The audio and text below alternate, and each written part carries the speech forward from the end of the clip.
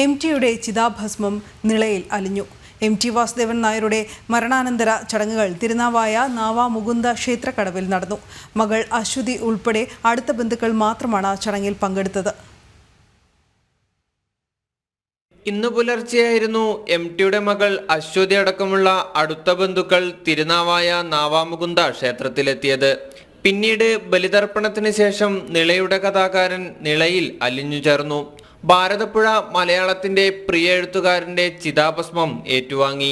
എഴുത്തിലും വാക്കിലും എപ്പോഴും നിളയെക്കുറിച്ച് വാചാലനാകാറുള്ള എം.ടി ഒടുവിൽ നിളയുടെ മടിത്തട്ടിലേക്ക്. ഇക്കഴിഞ്ഞ 25-ന് കോഴിക്കോട്ടെ സ്വകാര്യ ആശുപത്രിയിലായിരുന്നു അന്ത്യം. പിന്നീട് വീട്ടിലെ പൊതുദർശനത്തിന് ശേഷം മാവൂർ റോഡ് ശ്മശാനത്തിലായിരുന്നു ഔദ്യോഗിക ബഹുമതികളോടെ സംസ്കാരം. എം.ടിയുടെ ആഗ്രഹപ്രകാരം വിലാപയാത്ര ഇല്ലാതെയായിരുന്നു സംസ്കാരം. പൊതുദർശനവും വീട്ടിൽ മാത്രമാണ് ഉണ്ടായിരുന്നത്. ജനം, മലപ്പുറം.